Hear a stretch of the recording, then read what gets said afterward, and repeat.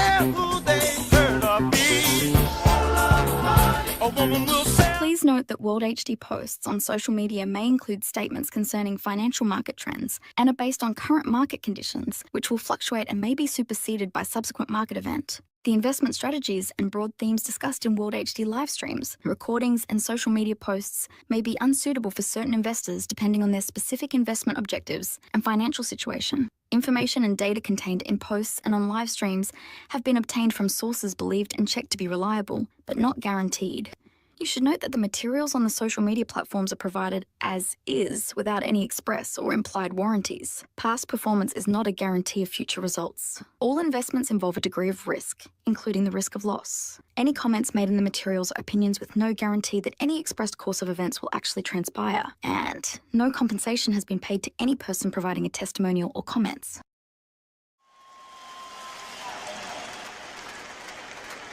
Oh, say, can you see by the dawn's early light what so proudly we hailed at the twilight's last gleaming, whose broad stripes and bright stars through the perilous fight o'er the ramparts we watched were so gallantly streaming, and the rugged red land, the bombs bursting in air,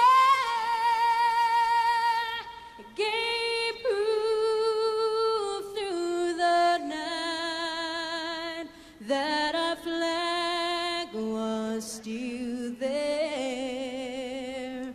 Oh, say, does that star-spangled banner yet wave o'er the land of the free?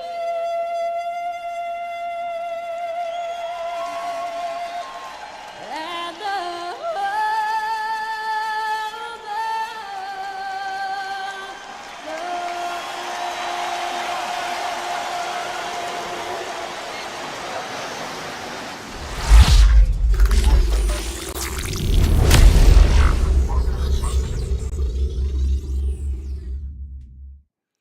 Good morning, streaming live on Rumble, X, and YouTube every weekday, 8 a.m. Eastern Time. This is World HD. Today is Tuesday, December 9th, 2025.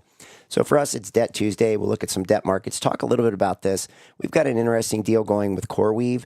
So we've talked about this circular reference that's going on with pretty much NVIDIA at the center and OpenAI in a lot of different ways. And this, one of the things we see coming is going to be this, an IPO probably coming in 2026 out of OpenAI, a valuation of like 500 billion supposedly. And when it goes public, we can expect that's going to probably, again, assuming on market conditions at that point in time, we can assume that it's probably going to strengthen. And it maybe another 20% premium on it. So if they can get it to the market at 500 billion, you could probably see another 100 billion, 600, 700 billion of value for OpenAI. Now, this is a company that has, no revenue and running up huge amounts of expenditures. And so they're going to need to do something like this. We see this also going on with CoreWeave, and there's this whole aggregation of circular references that's going on in here. And at first, they were financing this with cash. Now they're starting to go to the debt markets. And so that's starting to get interesting and very concerning in a lot of different ways. Last night we did a show. Aaron and I did a show. It was like a 5-hour show. It started at 6, went to 11 East Coast time. And we were talking about this, the 2008 crisis, great financial crisis, which I believe was fully orchestrated. And I'm starting to really believe that a lot of things came out of that we didn't really see. We're not even seeing until now. Okay, we're not seeing why, but a lot of changes coordination, laws, shifts in central banking activity, shifts in how they do central banking, how the governments coordinate with them on that, corporate changes. So we saw a lot of things come out of that. And now we're trying to get in front of what looks like another crisis coming, sometime in the near future. I think it's almost inevitable that we're going to see chaos. We're going to see failures occurring, companies that just can't keep up with what's going on.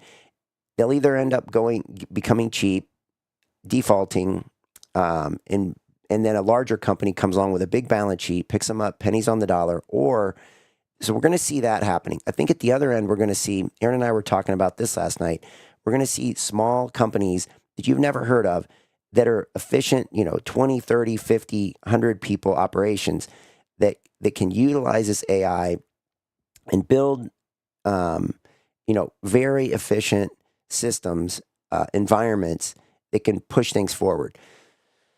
So keeping that in mind with debt, it's really going to be ideas that are going to push this stuff forward. And the question is, who's best positioned to take this AI and move forward with this? We see these huge deals taking place. We're going to talk about this one today a little bit.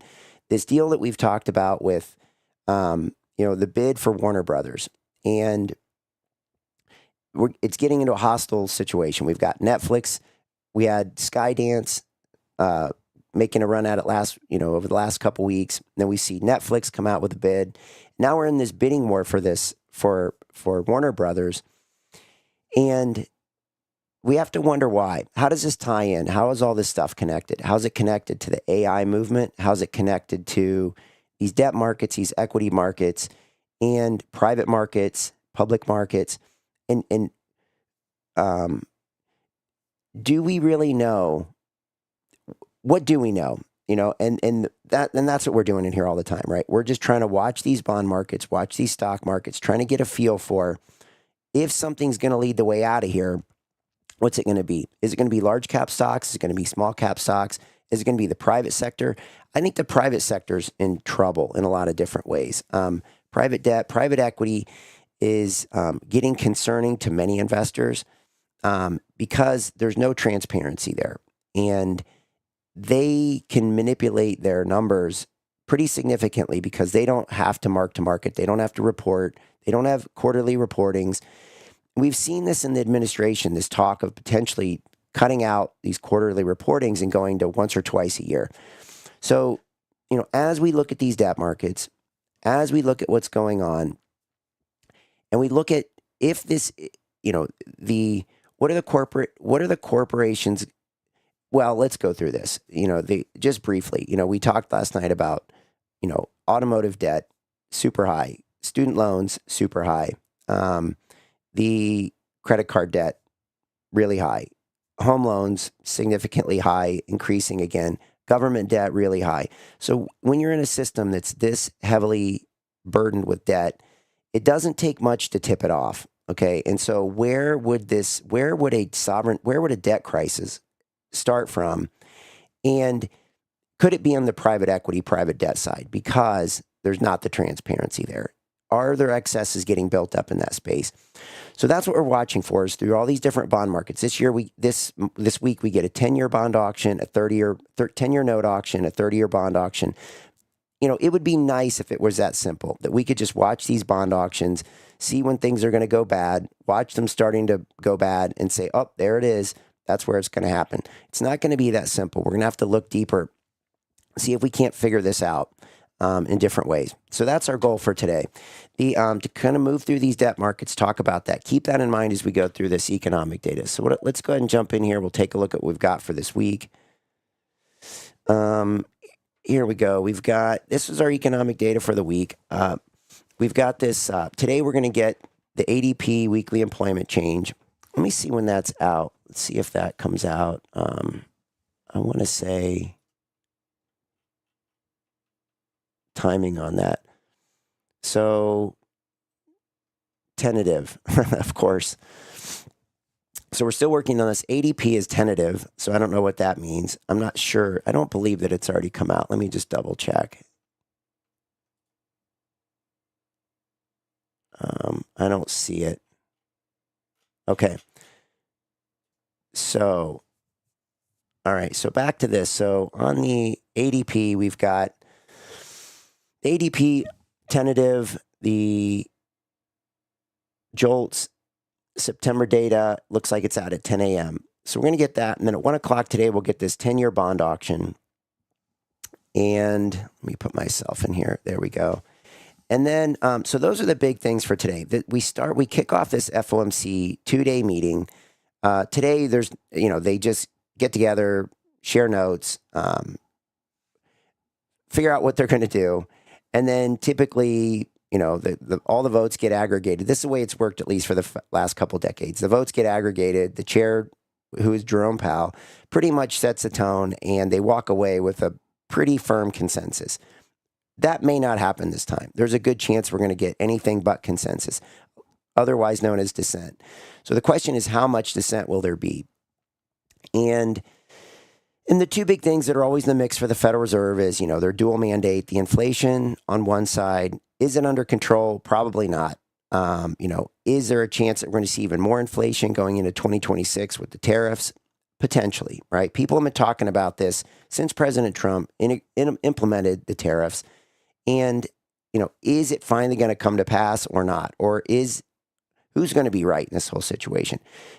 The people know that the inflation isn't in check. And, at least in the day-to-day goods, right? The general public isn't seeing, a decrease in inflation, right? Food costs are higher, all these different things that we see. We don't need to really talk about that too much. People know that there's pressure on the pricing side of things. Their other mandate is jobs, maximum employment. And so far it's been holding up pretty well. That's why we're looking at, that's why we continue to look at the ADP, the JOLTS. We missed the non-farm payroll. I don't think we're going to get it for November. Or will we get it for November, but not October? I think it's October. We're not going to get the non-farm payrolls or the inflation data. It's the November one that we will get, and that should come through next week after this FOMC rate decision.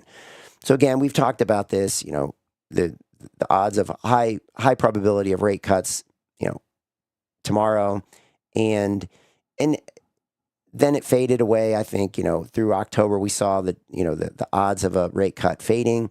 And then it built back up again. It's almost for sure they're going to give a 25 basis point rate cut tomorrow. And then the question is, what do they say in their in the press conference? Do they allude to more coming in January, February, March? And I'm not even sure Jerome Powell can even give that sort of, if he ever did give a forward-looking statement or comment during the question and answer section. I'm not sure he can do that because, remember, he's on his way out. So it looks like Kevin Hassett's planned to come in. We thought maybe sometime the end of the year, but it looks like it's being pushed back into the first of 2026 sometime. And is this all a delay tactic, and for what reason? These are the things we'll watch for, but that's their mandate. So today they're going to, discuss inflation, discuss jobs, and then they're going to come up with some form of decision, probably going to weigh in the favor of 25 basis point rate cut and how much dissent and who are the dissenters. And that's what we're going to watch to see come out is the rest of this week. Again, this is going to get debated, all of the second half of Wednesday because they report, I think they come out usually like 2 o'clock, I think. So the rest of the evening tomorrow, it will be nonstop. What did the Fed do? Determining, parsing their statements, parsing the data, looking at the dot plots. That's where all the different FOMC members are going to be. Tells like what they're thinking, what is their forward-looking forecast as to where they think they're going to move with rates, what their opinions are, based on their districts, based on their opinions, based on their background. And then, then Thursday and Friday, it's going to be the same thing. We get a few FOMC speakers on Friday, 3 of them. Let me just see who those are. We talked about this a little bit yesterday. We have Goolsbee is one of them. Let me see who else it is on Friday. So we have Goolsbee, Hammack, and Paulson. So those two are not, Paulson and Hammack aren't going to be big influencers. Not usually. I don't hear them having much of an impact. Goolsbee, on the other hand, can. So, and that one's at 9:35. So we get one of them in the morning, 8 a.m., the other one's mid-morning. And then, usually, and that makes sense. We're going to, we'll get into, and we're getting into the end of the year here too with the market. So you can feel a quietness in the markets. Like yesterday, the markets seemed pretty quiet. And I would assume that's going to be the same thing come Friday. And then what do we enter next week? What do we have? Let me just look at the calendar. I didn't even look at this. What do we have? 2 more trading weeks essentially. Let's take a peek at this. So then we're going to have, so when we get through this week, we'll have this Friday. We really just have one solid trading week left of December. And then we get into the Christmas week, and then we get into the New Year's week. Since the holidays fall in the middle of the week, I think this will be, not to say we're not going to see some volatility, but there's a good chance that, come this Friday, depending upon what the Fed does, what they propose, what the outlook that comes out of this 3 days of debate as to what the Fed did. Stephen Moran, I'm sure, will be out speaking sometime late this week, early next week on some talk show, I'm sure. Somebody's show, probably on Fox or something like that. And then, and we'll see. And his position ends in January. So will he be there when Hassett shows up?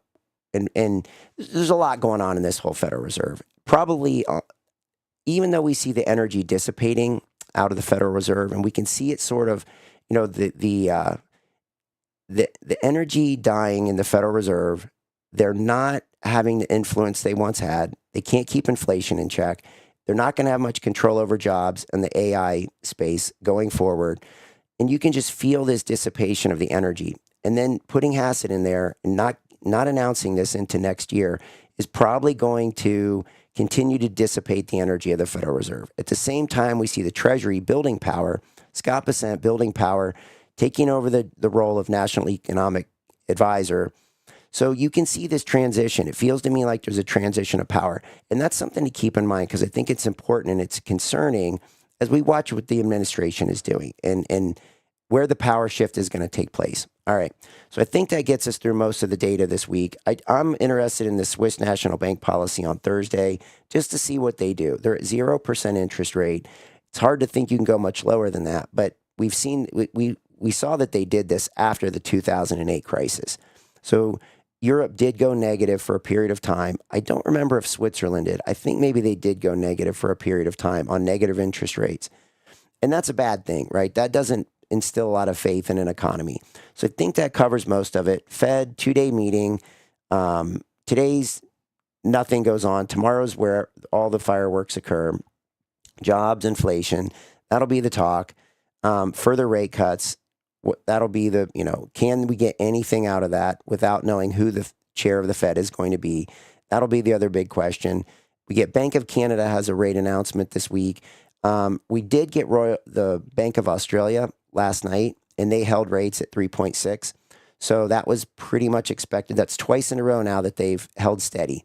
And so most of the world is either the U.S. is cutting rates, and pretty much everyone else is holding rates. We're going to want to see what happens in Europe. Next week we'll get, do we get that next week? Let me take a quick look. Let's just take a peek at that. Let me see if we actually do get rate cuts, if we get any rate announcements next week with the Bank of England. So I don't see anything. We do get non-farm payroll next week. We get a fair amount of data out of Europe. I don't know. It's locking up. There it goes. But I don't think we do get any rate. So we do. We do get England. We get UK on Thursday and and we get the EU. Europe ECB press conference. Claims. Huh. I just see a press conference. I don't see a rate announcement. So there's a good chance, for sure, we're getting the UK is going to have a rate announcement next week. So that'll pretty much do it. And the biggest situation, the biggest concern here is, I think, with Japan and what can they actually increase rates and not cause problems? All right.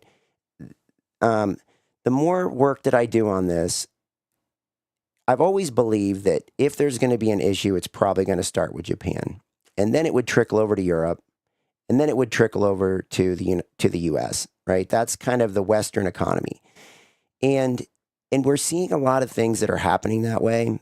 A lot of things are unfolding like that, and sometimes you have to go back and make sure we don't lose sight of.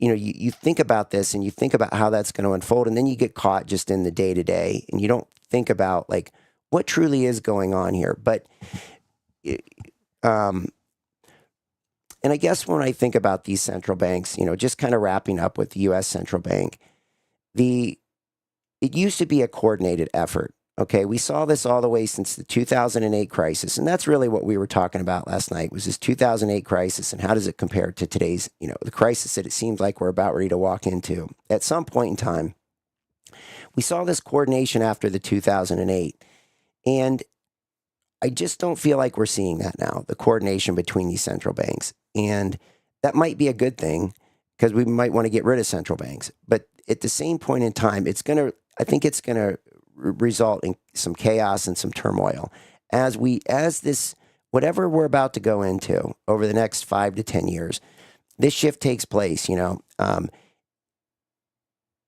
How much of this is what's going, and I've said this multiple times with Japan, what is going on in Japan? Like I'm very fascinated by Japan because we see, long periods of stagnation there.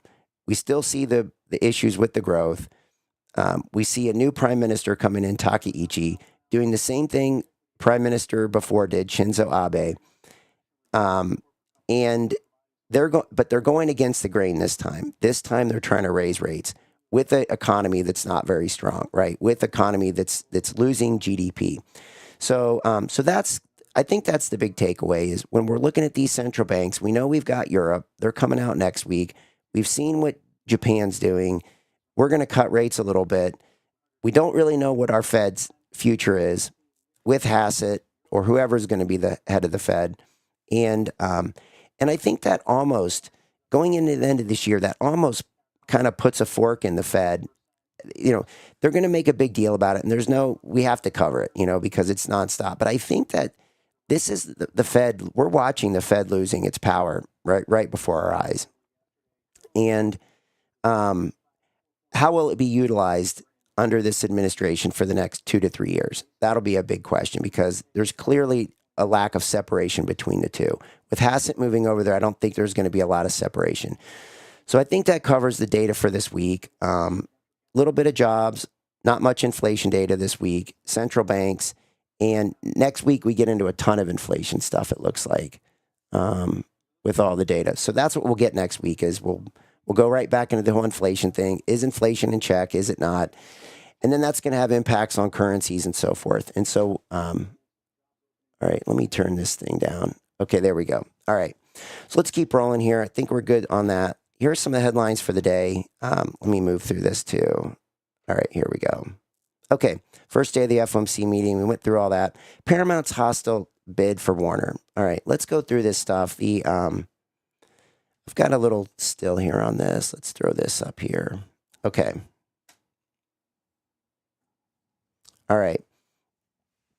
So here's the details on it, right? It looks like they're going to try to push for $27.75 a share in cash and stock on the Netflix side. And so I think this is comparing the two, right? Netflix on the left, Paramount on the right. And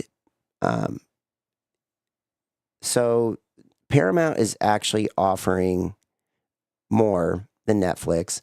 And this has been upped. They upped this thing from, let's see here. What are the details on this? So it's supported by let me just get through the details of this. I think Paramount is at $108 billion now.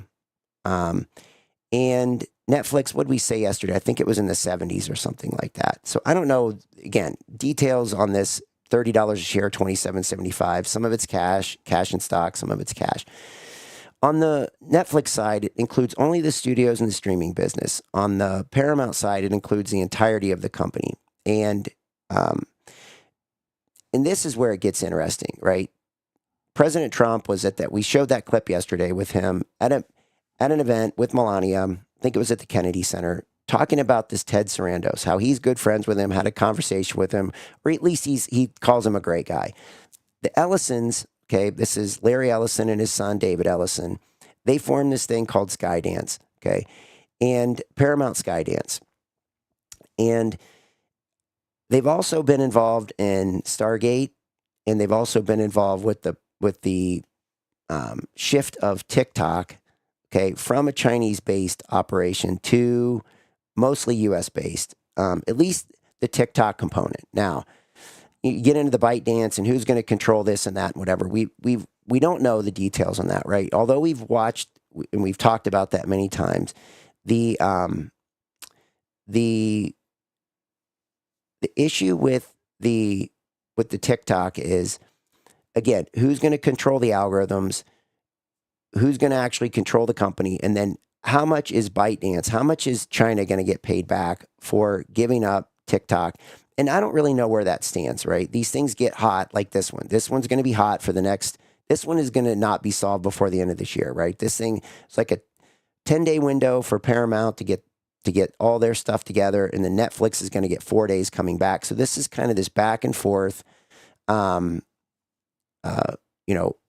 takeover type of a situation. And this will for sure go into January, maybe even into February of 2026. And what gets really interesting about this is when we think about this technocracy, and we think about the who's gaining the power here and why, we see the players come out. Okay, we see I think there's 3 sovereign wealth funds that have showed up, okay, to back this Paramount deal with Skydance. This is one of our greatest concerns, is that Larry Ellison looks like full on technocracy, right? He promotes cameras, he promotes, surveillance, and he paints it in a good picture, right? Well, the more police we have, the more cameras we have, the better off we're going to be because it's a safer place. Okay. That's a great story.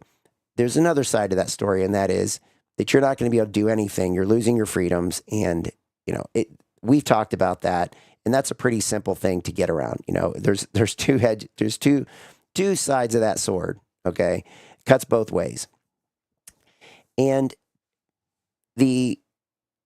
as this thing builds in intensity, right? This battle, the headlines are going to be, a little bit about the sovereign wealth funds, okay, and then the drama that comes into this, okay, and the drama is this: Affinity Partners, which is Jared Kushner's company, which is obviously President Trump's son-in-law, he's now backing this deal, all right, and we have to wonder about this. Which way is this thing going to go?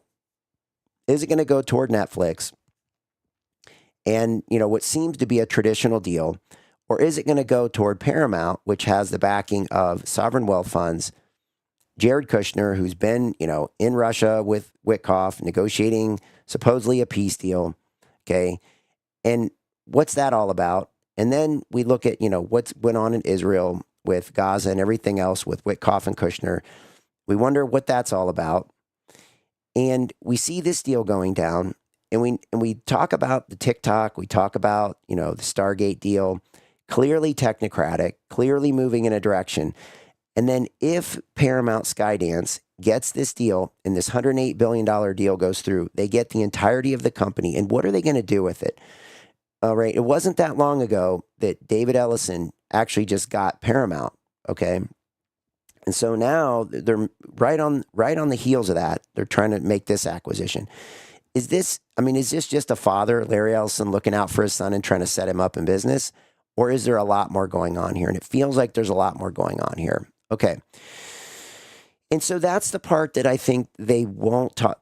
What we won't hear in the headlines is the technocracy angle on this. Okay. And the connection to these other things that Oracle's been up to, because Larry Ellison has essentially been non-existent for years. He made a fair amount of money. His name was out there. Then I think he sponsored, what's the U.S. catamaran when I forget what it's called, the sailing, America's Cup, right? So he sponsored that with the American boat. And he was, you'd see him out there on the catamaran, with the team, and he looked like a clown out there, getting thrown around on the boat. Because you've got a bunch of young 20-year-old guys out there that are just studs, that are sailing this boat. And then Larry Ellison's he's in the trampoline part in the center of it. He's just kind of getting bounced around. So that's how I remembered him, kind of a clown, backing this whole America's Cup and the boat. And then he fades away. We don't really see much of him for a long period of time. And then all of a sudden he resurfaces out of this in a big way. Okay. He's sort of been revitalized, comes back, huge factor in what's going on. And while he was sort of, I guess, laying low, Oracle continued to get, webs weaved throughout all the databases of, the banking, fintech, the Federal Reserve. So it's not like he hasn't been active. The company's been very active in many different ways. Whether he's been at the helm or not, I don't know. But this is, when we see this kind of stuff going on in this bidding war, what are they going to do with it? And the question, I guess, just to give you my thoughts on it, as we go into this AI revolution, and I watch what is happening, with, like, for instance, what someone like One Man Show, like Aaron Day, is able to do. He's able to create these videos now. He's able to automate things. And he's, well, for instance, last night, we did our show and we had notes on it. We put together some framework. Then we just kind of talked through it. And we got off track a little bit here and there. But ultimately, I think what he did was he took our notes and he took some of the text from the show, some of the things that we talked about, and then he essentially plugged it in. And within 15 minutes, we created a 15-chapter book. Okay. And I'll put the link in there for anybody who wants to take a look at it. But it's essentially taking what we talked about from 2008, in 2008 crisis into what we're probably heading into. And we put you can go through and you can pick all these things. What do you want? Do you want it to be an optimistic, positive slant to it? Do you want it to be ominous? Do you want it to be, gloom and doom? And the AI will write that. And I looked through it last night for about half an hour, 45 minutes. And there are things I would change, but ultimately it's pretty solid. Okay. It's a pretty solid book in 15 minutes, from the content that we put together, from the show, from the things we talked about. We put together a 15-chapter book. So back to Paramount. If they are able to acquire all the things that, Warner Brothers is able to do, Paramount's been able to do, and we get into this AI space of mind control, right, and propaganda, and trying to drive an agenda, you would want this entity in your hands, right? Again, TikTok, right? What are you going to do with TikTok? Well, you're able to distribute, okay? What are you able to do with Warner Brothers and Paramount? You're able to create content. So now you have the content creation, you have the distribution.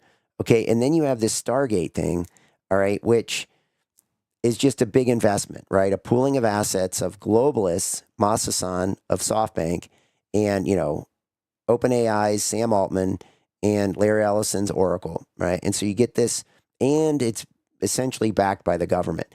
So back to this whole situation here.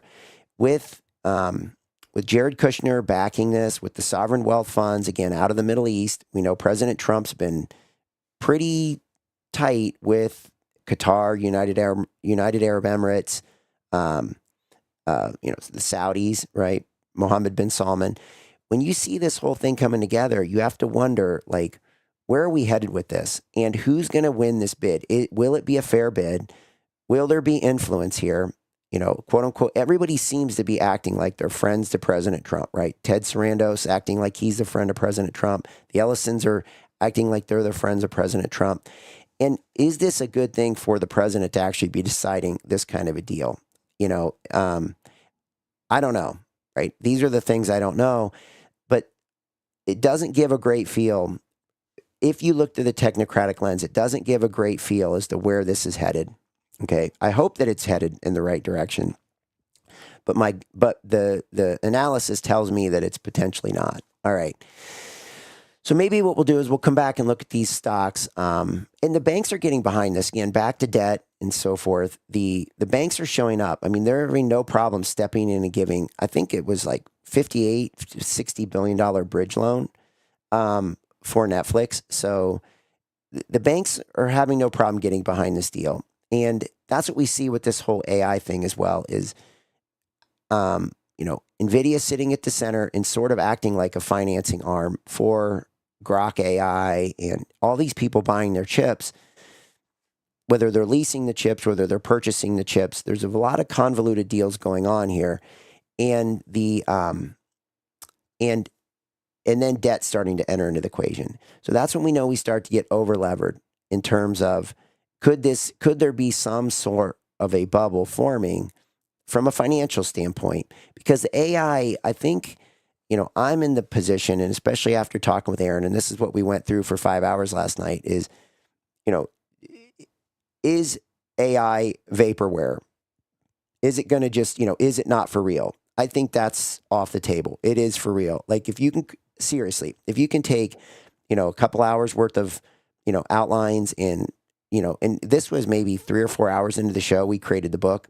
So, you take 2 hours of content of us talking, take the words, throw it into a thing, and you can create a 15-chapter book that's pretty solid, okay, that quickly. It's not vaporware. So we can take that one off the table. And then we go into, the next phase of it. Is it an asset bubble? And that could very well be, okay, because of these, again, back to what I was talking about at the beginning, we got the private side of these things. We can't figure out what's going on the private equity side, the private debt side. We never really get good transparency into that, right? We got all these private equity firms connected to DC, connected to all kinds of things, connected to these sovereign wealth funds, and we never really get a good look of what's going on there. Could there be bubbles that are forming in there? Could it be around this AI? Could it be around all kinds of different things? Yes. And typically the way they get out of it is they get onto, boy, do I want to get into this? I think I can do this quickly. Private equity, they get in on deals early and not maybe at the beginning, right? They would like to step into things that are proven, but still with a lot of run room, a lot of, runway left. And they get a look before it goes public. Okay. They're in contact with people who are saying, hey, or people come to them as well. A firm that's doing well comes to them, shows them their balance sheet, says, hey, we're doing pretty well. If we got a little more backing, we think we could grow even more. Okay. They get those kind of deals. And they have failures, right? But they also have a lot of big successes. And the way they get out of it is a lot of times they take those companies public after a while. And what do? They dump it on the public. So they've already taken the biggest chunk of the gains out of it a lot of times. And then they take it public. And then maybe you get a little bit of a run up and the company just kind of treads water, reports every quarter, manipulates its balance sheet, meets earnings. The CEOs get pay packages. They're trying to extract their money out of it. And in the end, the stockholder, the 401k holder, they're not, look, the stock market's up. You can't deny that. So it's not like they're not getting some benefit out of it, but they're not getting the real juice that was in it a lot of times. And a lot of times when things go public, it actually becomes an exit strategy for a lot of these private equity firms, right? It's a way to say, oh, we've gotten a lot of money out of this. How do we get paid for it? Let's take this thing public. Okay. So that's the way it works a lot of times. And so, trying to keep all that in mind with this Paramount, Skydance, Netflix, hostile bidding war that's going on. We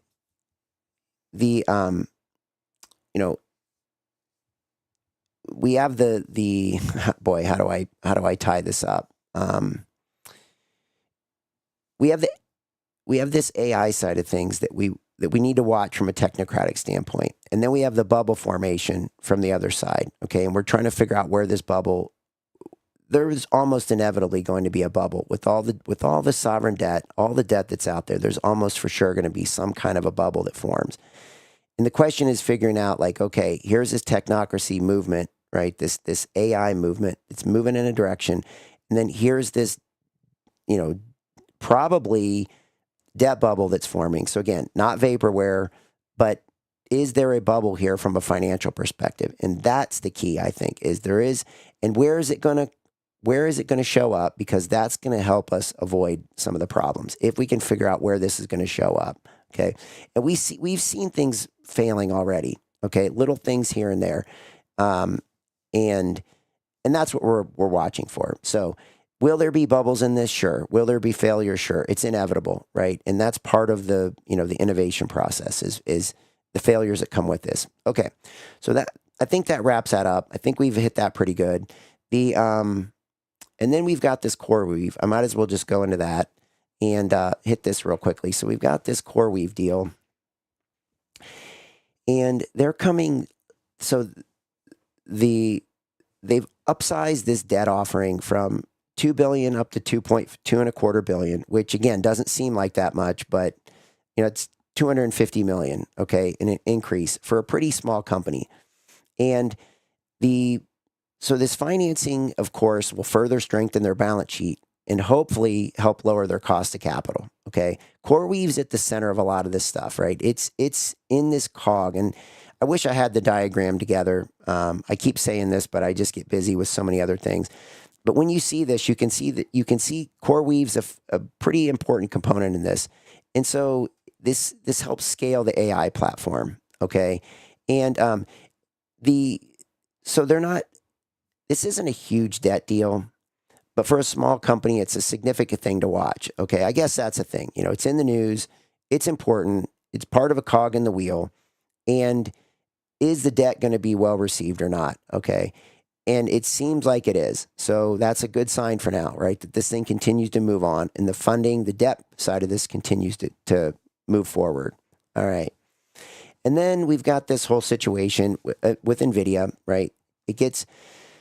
NVIDIA gets Trump's approval on these H200 chips. So this thing has been thrown around so many times. It almost gets boring even talking about it, but this gives China access to semiconductors at least a generation ahead of what is supposedly their best technology right now. Okay. So Jensen Huang, we know the CEO of NVIDIA, he's called this whole situation with China, the digital Silk Road. Okay. And this is referencing the Chinese government's existing Belt and Road Initiative. Okay. So you can look this Belt and Road Initiative up, and this makes reference back to the Silk Road, right? So there was a Silk Road coming out of China long, long time ago.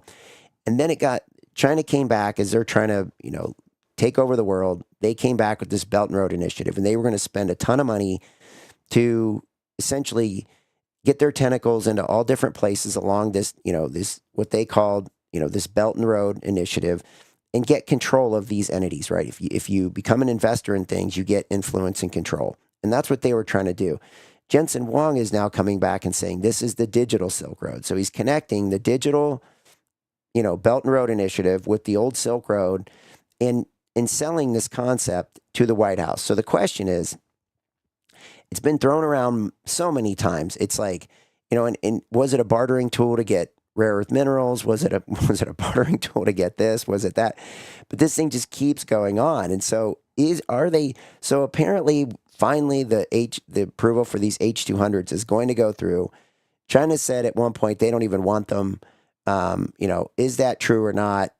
Is this thing going to continue to get tossed around like a tennis ball? Nonetheless, supposedly the White House has shifted on this, okay, and it hands President Xi an opening on these security curbs, which, that's a whole other rabbit hole. But the point is, we're not quite sure if this will have much impact on the longer term relationship with China and if it even solves any security risks at all. So a lot's up for debate on this thing, right? And so in the midst of all this, this is no surprise to me that we have a supposed deal with China, okay? And, it's got agriculture to it. It's got soybeans. It's got rare earth minerals. It's got these potentially, these chips, the AI chips. It has, the tariffs, right? Trying to equalize the trade imbalances. It has all these components to it. And when it got really quiet after, President Trump went to Asia, met with President Xi, and it was supposed to be, I think I've said this many times, it was supposed to be like a 3-hour meeting that was slotted. And I think it was almost half the time, right? They were done. And that it doesn't feel like that anything got solved. Usually if you're having a good meeting, they're going to run long, I think. That's kind of my feeling. In this particular case, we're seeing already China's prepares for a flare-up in the trade war with the U.S. Okay, so this isn't going to stop. I expect this to resurface almost continuously. Maybe it flares up, then it dies down, flares up, dies down. Where this is leading to, I don't know. That's why we talk about Japan. That's why we talk about what's going on with Takaichi, stirring things up with Taiwan, obviously causing problems with China. And now we see it coming back to the U.S. Okay, we see, even though we're going to offer these H200 chips, these NVIDIA chips, and we're going to, Jensen Huang's going to help create this digital Silk Road, and you would think it would solve some issues. It's not solving any issues. Okay, and the tensions continue to flare up with China, and this doesn't surprise me at all. I don't think it probably surprises many, right? I'm not sure it surprises anyone in here. Okay. And keeping on that front, let me just go back to this. We've got this whole situation where we have single national rules for AI, all right? And this is something President Trump put out there yesterday. I think this was part of an executive order. Let me just go to this. Okay, so here he goes. There must be only one rule book if we are going to continue to lead in AI. Okay, now the question is, are we really leading in AI? Are we going to be leading in AI in 2026? There's a lot of things that show that we're not. Now, I don't have the chart on here anymore, but we're spending way more than China is. And I talked a little bit about this at one point. Could it be possible, okay, thinking about this, a potential bubble forming in the financial side of this. So the U.S. is spending all this money into this AI space. China's spending very little. The difference is they have open source, okay? So open source means, here you go. There is no ownership. There's no control. It's just, here you go, developers, have at it, right? And so this is actually capitalism. It's turning innovation loose. And so China has open source. We're still fighting with, OpenAI sounds like it's open source, but it's really not. And so are we going to move toward that platform, or are we potentially going to spend a lot of money and China's still going to win this race because they've made it open source, and they're working with, apparently, based off that last, little story that we did there on the H200 chips. That's not the most. That's a level or two lower on the AI front in terms of quality of chips. So even with, I wouldn't call it inferior equipment, but lesser equipment, the open source component of this could still outperform the higher quality equipment. Okay. So, and why is this going on? We could, that's another you could do a whole show on that. Like, why is it this way? Like, why are we going about it this way? Is this control? Is it money? Is it financing? Is this just how we have to do it? How is China, as much as China struggles with things, how are they able to just release this and let people go with it? And how much control do they have over it? Are they just letting this thing run wild? These are the things we don't know, right? Because we're not in China. But the point is this, here's President Trump again, right? There must be only one rule book if we're going to continue to lead in the AI space. Okay, again, potentially questionable. We are beating all countries at this point in the race. But that won't last long if we are going to have 50 states, many of them bad actors, involved in rules in the approval process. There can be no doubt that this AI will be destroyed in its infancy. I will be doing a one rule executive order this week. You can expect a company to get 50 approvals every time. You can't expect a company to get 50 approvals, meaning go state by state, every time they want to do something. That will never work. Okay, so it's a good story, right? I mean, that makes a lot of sense. Coordination. So that's what China has, right? Is they can say, this is how it's going to be, and then they can enforce it. And anybody who doesn't follow that, well, whatever. You get sent off to the Uyghur camp or something. I have no idea what happens, right? I don't know what the punishment is.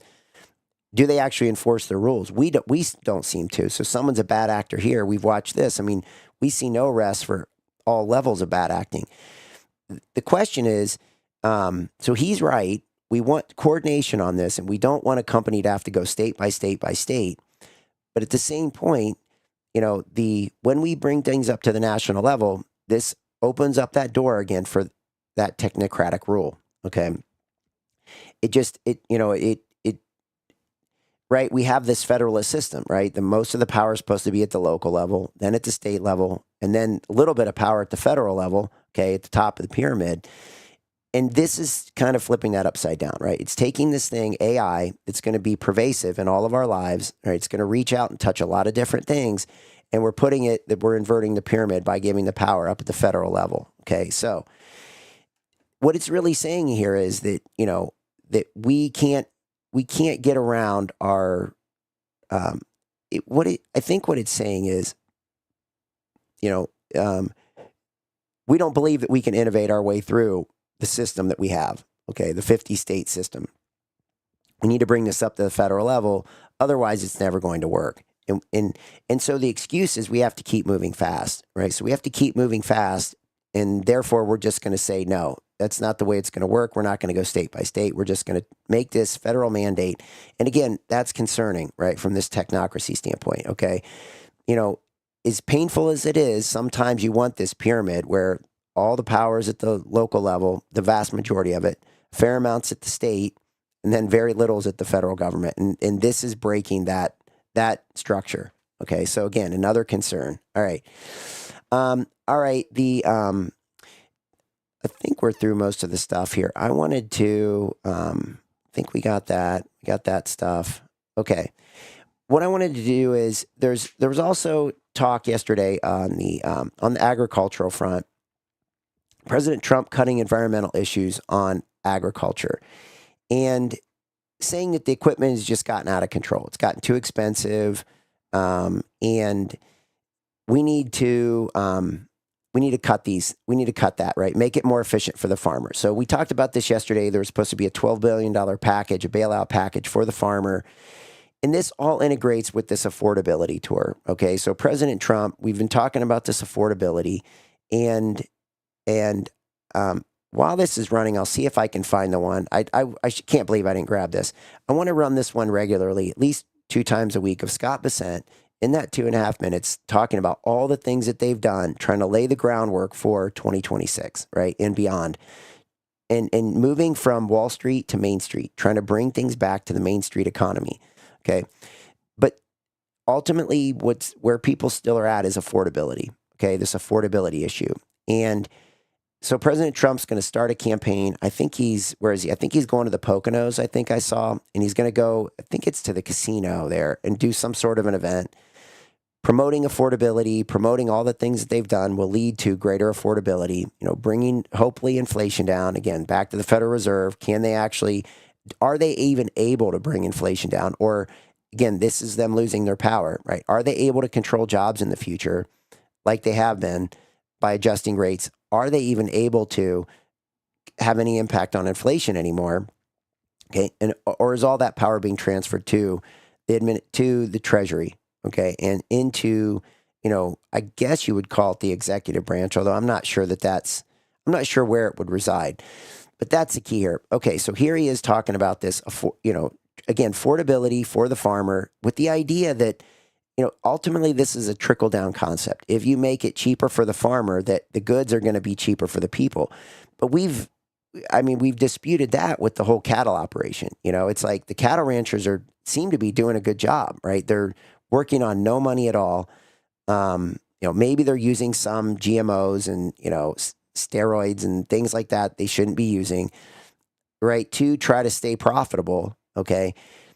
And then the end user's paying high prices for it. Okay, so the rancher's not making money, the consumer's getting squeezed, but the 4 major oligarchs, the oligopoly that sits in the middle of this, the 4 major producers, middlemen, are making all the money, right? And more than anything, controlling the flow of all this stuff. All right. So I'm not sure that this works, that this is, yeah, it's great to bring down the cost of equipment by not putting all these environmental controls on things, but is that really going to trickle down? Or because it seems to me like that's a small factor in this whole equation of bringing prices down. But this is his theory on it, and let's catch this clip here. The tariffs, this is possible. The other thing I'd like to add before going to Scott, and I think it's very important, we're going to also give the tractor companies, John Deere and all of the companies that make the equipment, we're going to take off a lot of the environmental restrictions that they have on machinery. It's ridiculous. I know because I buy a lot of that machinery for different things. We have a lot of big clubs with, hundreds, thousands of acres. And I buy a lot of stuff, and you buy it, it's got so much equipment on it for the environmental, it doesn't do anything, except it makes the equipment much more expensive and much more complicated to work. And it's not as good as the old days. And we're going to take a lot of that nonsense off of the equipment, which is going to reduce, and we're going to do it, and we're going to say you're going to reduce the prices. We're not going to do it and they're not going to reduce. They're going to have to reduce their prices because farming equipment has gotten too expensive. And a lot of the reason is because they put these environmental excesses on the equipment, which don't do a damn thing except make it complicated, make it impractical. And you really have to be, in many cases, you need about 185 IQ to turn on a lawnmower now. So we're going to take that off, that crap off that they put on Biden mostly. And we're going to take that off. So that's going to make that'll bring down the equipment prices.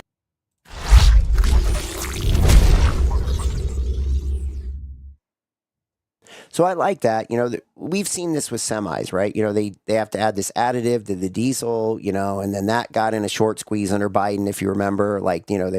That was going to be unable to be found, with the new diesel engines. And I forget what it's called, DEP, or I forget what this stuff's called. But anyway, it was an additive. And so, or maybe a separate chamber, it blended. Anyway, the point is, I get all this, and I think he's spot on that the equipment gets too I don't know if too complicated. I mean, these farmers are much more sophisticated than they get given credit, and they're pretty resourceful. And I'm sure that I don't know. I mean, I haven't talked to enough farmers lately. I used to be in that space, so I'd talk. You'd hear a lot more, but of what was going on, but and actually what was going on, in the fields. But back then, 10, 15 years ago, they seemed to like the automation because they could get a lot more done, and they could run when it was time to harvest. They could run longer, with the equipment, with the GPS, with setting their coordinates and just letting the thing go. And they could sort of, check their phone, do other things, check their email, whatever it may be, think about other things, whatever, and run longer hours. They could, I potentially even nap, I guess, in between rows, is it, anyway, I don't know. I never really ran the equipment, so I have no idea. But the point is, the environmental restrictions, sure, a lot of this stuff is excessive, but is it really going to trickle back down? It saves the farmer a little bit of money. Hopefully it saves them enough that it makes it a more profitable endeavor for them. I don't know. I mean, we're going to have to watch and see what comes of this. I think I like the idea. I like what he's saying. But does it move the needle? I guess that's the question. Does it really move the needle? How expensive is this stuff? Should it be done? Sure. I guess yes. I mean, I'm with him on this, that it should be done. I'm just not sure that that's going to solve the problem of inflation and get to the real heart of the problem, which is, the mass, we the people and cheaper prices. I'm just not sure it's going to equate to that, but maybe. All right, maybe it's a big enough factor that it will. Okay, and so let's take a look at a couple charts. Let's just take a look at. Let's go in and look at this. Boy, I wanted to look at that gold. Gold's pretty stagnant right now. Obviously, first day of the FOMC meeting, markets kind of locked down yesterday. The treasuries locked down. Gold seems to be kind of locked down. Stock market seemed locked down. We'll look at those. I do want to go through those. Actually, let's do that first. Let's take a look at this S&P. Okay, so here we are. We've been watching these levels. We haven't looked at this one in a couple days. Let's do this one first, though. So we've got the 6909, okay, and we have the 6574, okay. These are signal levels we've been working with for a long time. On the downside, a couple weeks ago, this thing fills in. Down in here, we had, we came down and hit this 65.74. It looked like the market might break down in there, right? It had that feeling like it could break, but sure enough, it didn't. And you get a really aggressive move out of there, okay? And then a rally all the way back up. And it's almost hard to believe for me, but we go right back up to the 69.09, okay, right here, and we stop. All right, up to that yellow circle up there, okay? So we hit 69.09. What was the actual high on this thing? I don't know if I can actually get to it. It's not giving it to me. Let's see if, here it is. Is that the right one? 69.05. Okay, so we didn't hit this exact 69.09, but we came from 69.05. But that's from a low back in here of, 65.25. So, you're talking a 400-point move. And we're only the harmonics were only 4 ticks off or 4 points off. Okay. So we hit the 69.09. Again, range bound, right? We're just in this range. We've been bouncing in this range, all the way since back in here. We hit it up in here, okay, a couple times. Hit it here again, all the way back down, 65.74, all the way back up to 69.09. So I think, again, we've been pretty good on this range. The, is what's going to happen with the Federal Reserve? Is something going to happen with this? Again, the 25 basis points, a couple more into 2026, Kevin Hassett coming in. Is there really anything that is going to move the needle on this? It's not feeling like with one major week of trading left that we're going to see, anything really happen. If we, can we break out? We'll look at this Dow in a second, that 49,775 or whatever that number is. I think it's 47,797. Maybe that's what it is, 47,797. The concept was we get above that and maybe this thing can make a year-end run into 50,000.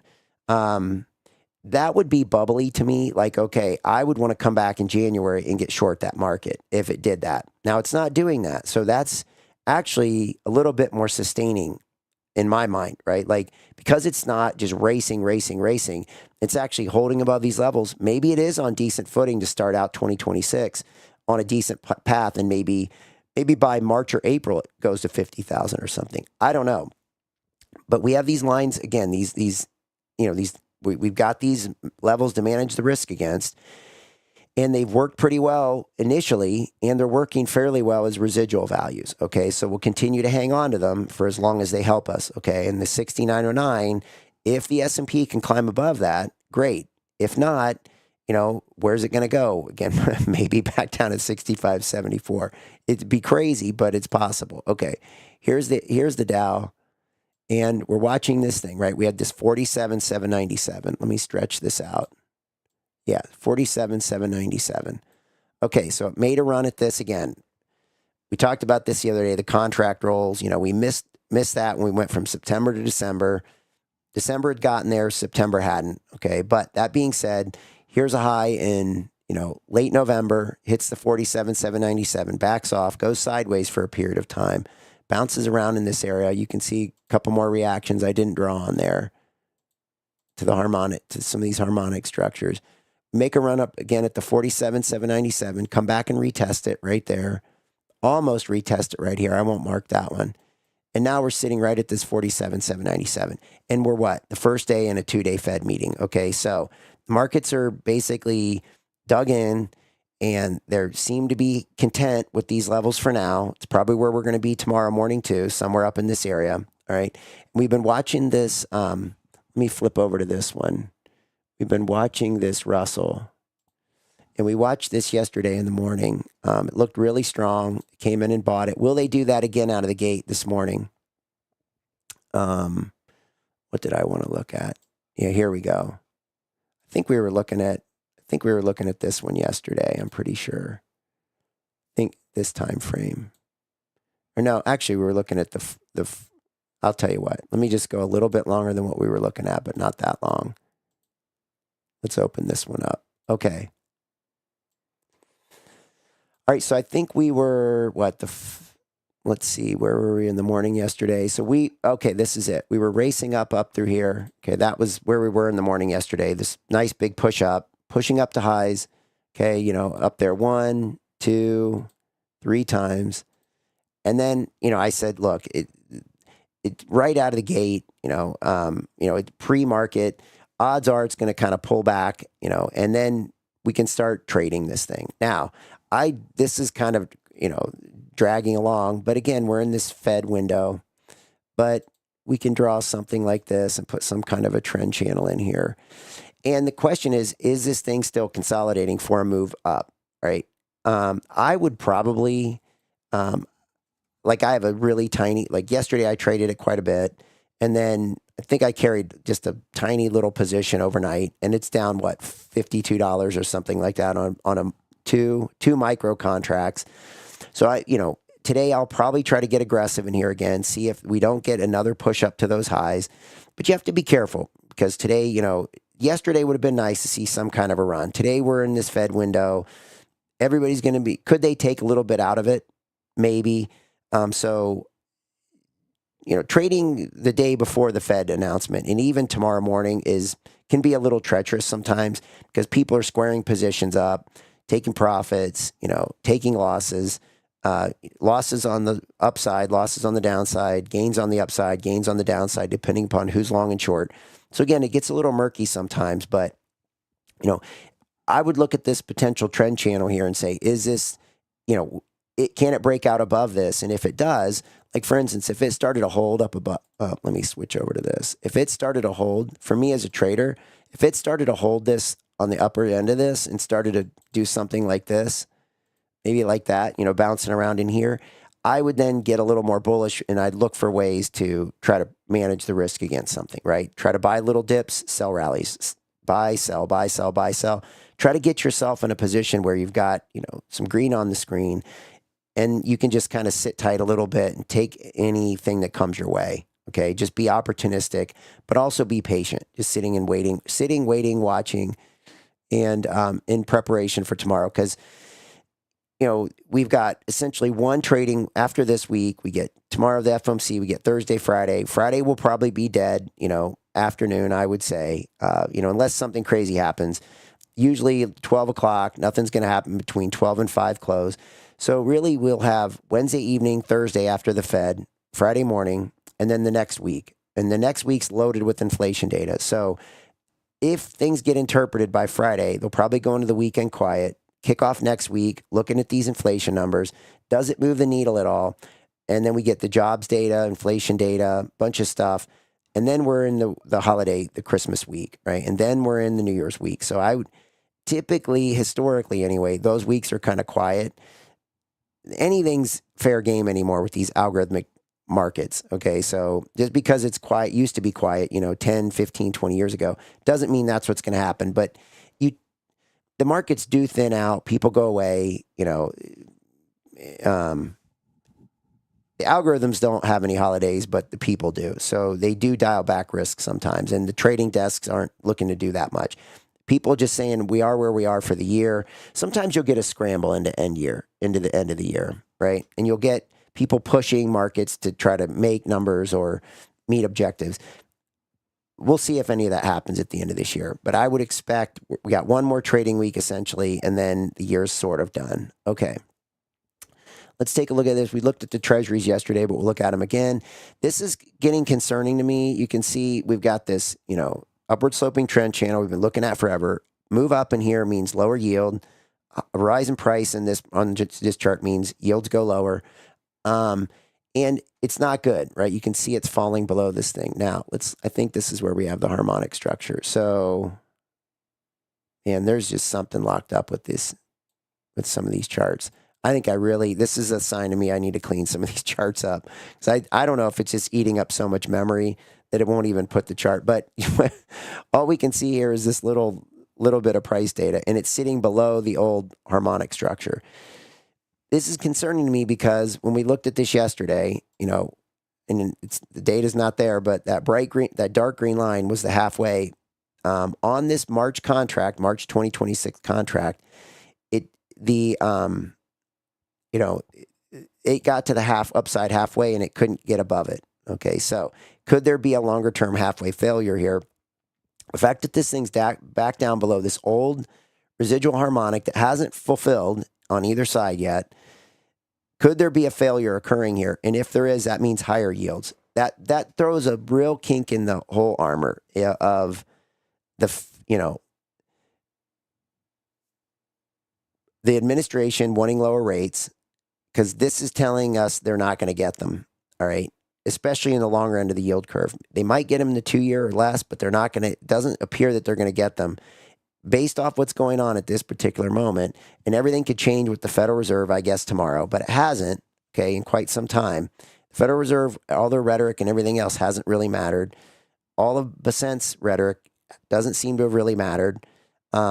He took a victory lap on the bond market. I don't know, in that clip. I'm not sure that there's a victory lap to be taken here, because if this thing starts to fail and we get higher interest rates, like, we're in deep trouble going into 2026. And that could be the bubble we're looking at. So back to what I was saying before, is it going to come out of the private space, private equity, private debt, or is it going to be right in front of our face with government debt, and all these other things that could trickle over and cause problems into 2026. So that's what we're watching for. That's what I'm watching for, is this 10-year note. And are we going to get continued price movement down, which means higher yields? All right. Boy, I'd like to look at this. Maybe I'll save that one for tomorrow, this Australian dollar. Maybe we'll do that. We'll do the Australian dollar, Canadian dollar, and we'll tie that in with the energy, because those are commodity currencies. That'll make some sense. I want to hold off on that. But this dollar is just kind of hanging out, just for those of you who are kind of following this dollar along with us. Let me see if I can find, man, I got so many charts. I really need to clean this stuff up. There it is. Okay. So, this is the dollar, has a big impact on a lot of different things. Again, living on a prayer, right? It's kind of hanging out down in that yellow shaded box. It's moving back up toward the pink shaded zone. If it gets back up in there, I think, again, it's a little bit more than living on a prayer at that point, right? There's a little bit more going on, and we're hanging by two threads instead of one thread at that point, okay, on this dollar. And if it climbs above that pink shaded zone, then all of a sudden the game changes, right? And we can manage risk against this shaded zone and actually get somewhat positive on this thing. Anyway, some people would say that's the worst attitude in the world. The dollar going higher is the worst thing that can happen. I don't know. I mean, I just know what's on the other side of this, the Swiss franc, and I know I have my own opinions on that, what good and what evil is. And I think I'm on the right side of that, but, because I've done this for 25 years and fought these guys. So I think I know, but I get it. Like Aaron will say, oh, get out of the dollar. Don't trade the dollar. Any activity in the dollar is not good, and it feeds this technocracy. I'm not sure that I buy that. Like, at some point we'll have to have that conversation, because I want to have that conversation. Hopefully we'll just do it live on a show or something, and we can dig in deep on that, because I don't know how much interest he really has in it. He's kind of on to solutions, which I think is the right place to be. For me, it's about, I think this dollar going higher it's a vote for freedom, right? But is it getting tainted with stable coins? I mean, it's not easy, right? This isn't easy. All right. Okay. So I want to say hello to everybody in the chat this morning. Let's see. And if maybe we'll go back and look at this Skydance and some of these other things real quick. I would like to pull these up. Okay. Trumpet, good morning. Crash and Splash, Geo Rich, Rachel. Listening while I work. Great, Rachel. TZ, good morning. Okay, Craig, when are we going to talk about a monopoly in media? We're already down to 6 media owning all the media already. Yeah, no, I mean, that's a good point, TZ. I think that's a great, I'll make note of that. Let's do that. The NDA draft is floating around out here, continuing.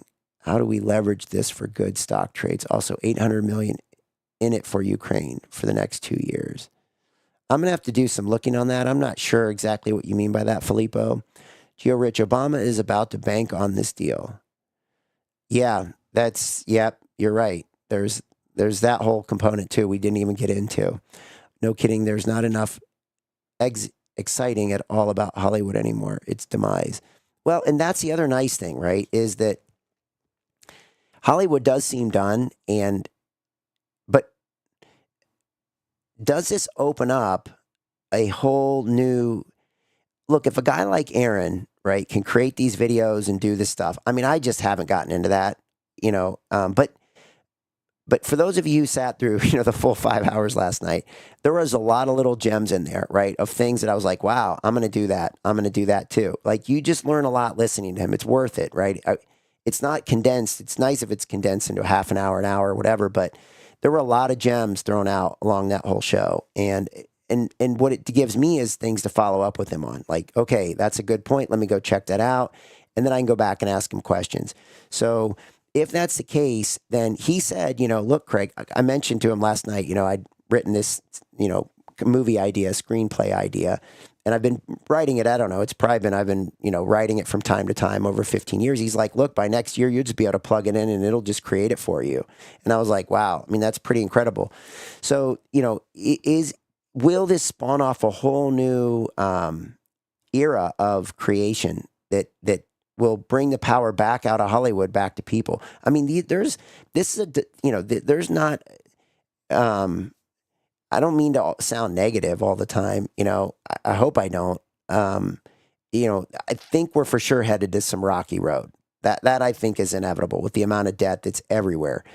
But what comes out of that? The ability to actually put this back in the hands of the people, maybe, right? I mean, these are the things. But again, I think to just sit here and blindly just go along with it without understanding it, I think that's dangerous. Okay, all right.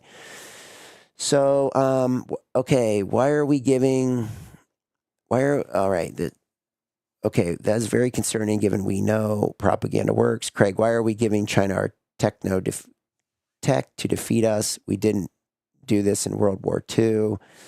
Well, and that's the real battle. We've talked about that. Is there really China? I mean, is it really China?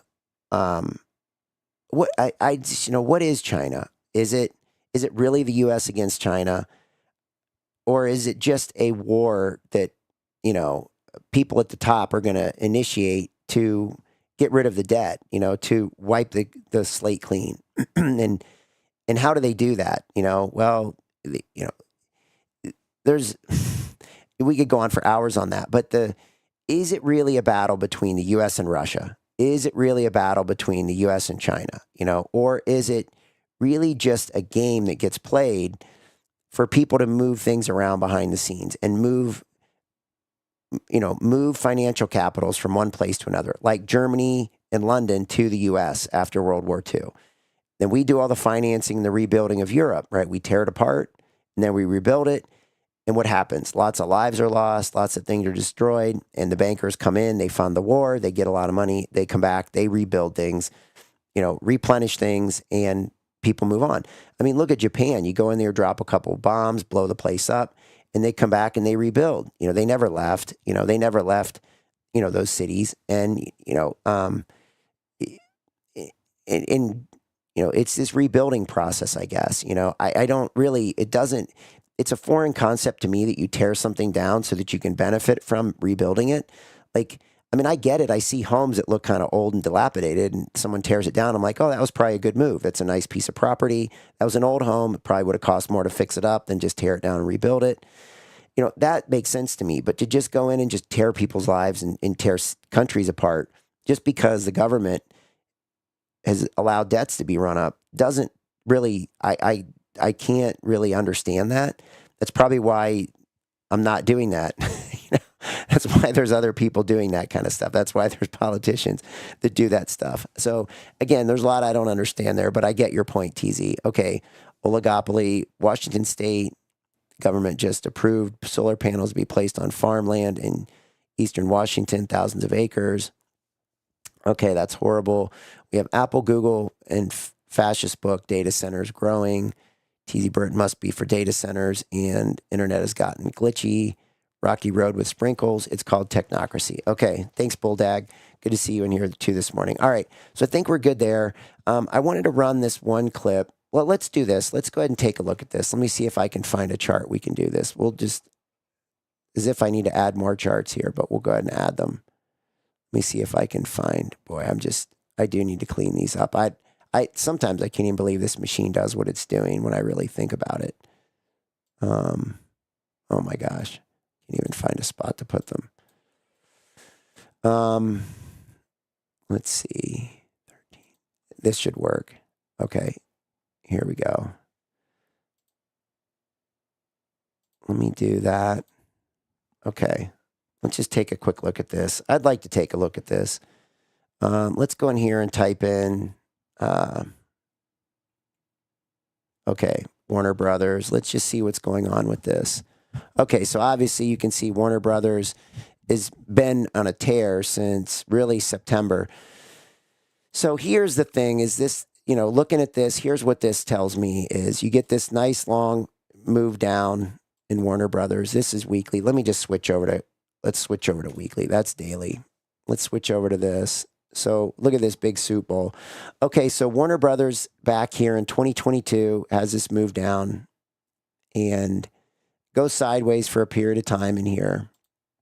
And then it goes straight up. And what I would say is, looking at this, I'm guessing that right around in here is when people started to get interested and someone knew that Warner Brothers was going to be on the table. Okay, because you see this big gap up. So this was back September 11th, all right, of 25. You get this big gap up, and then it goes sideways for a little while, and then you get another gap up. So again, I don't know the whole evolution of this, acquisition or the talks of this acquisition. But I would be willing to bet that somebody knew, not this big circle, but that little one that I put on there. Somebody knew, okay, that this was in the mix. And again, I'd like to look at, again, we could do a lot of research on this. You could go back and see, when did Paramount Skydance get formed? I want to say it was back in that window of time. And I'd be willing to bet, if I think back, memory serves me correctly, it's about 2-3 months ago. That's probably when David Ellison pulled off this Paramount Skydance setup. And then right away came the mix of Warner Brothers and putting that under the umbrella of this. So that's what I'm thinking probably happened in there.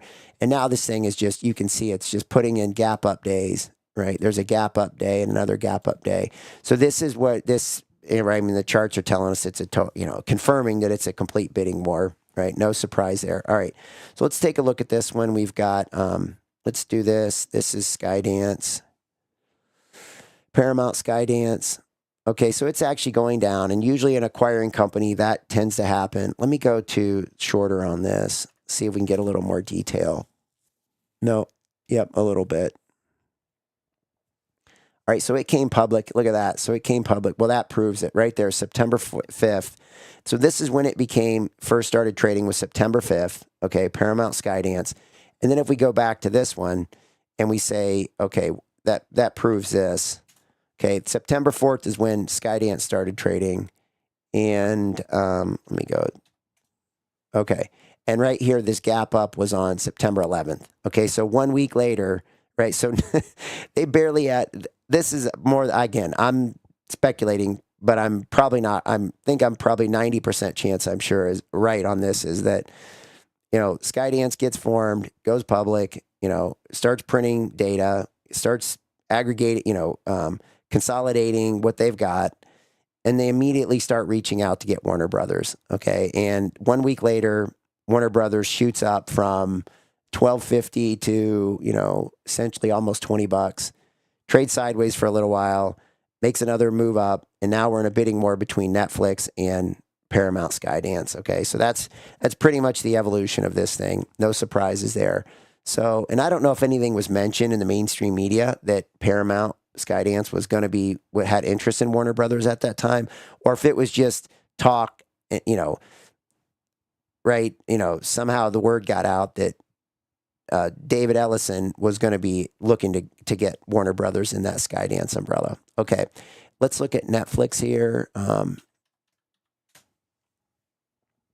I should be enabled for that. Netflix. There we go.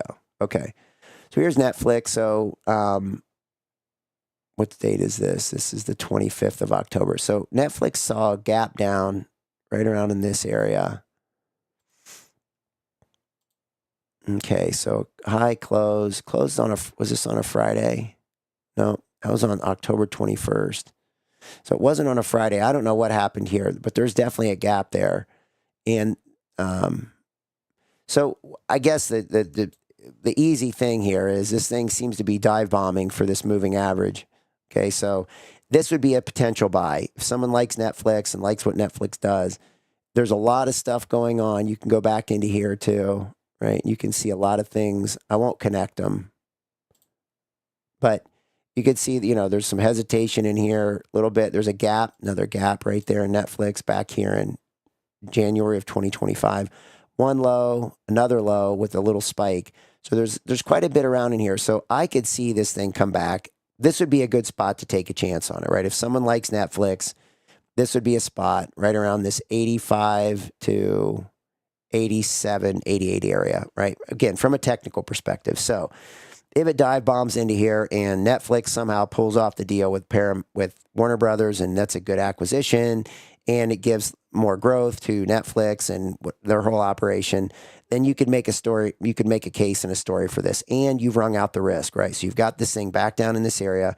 Again, you're up against a moving average.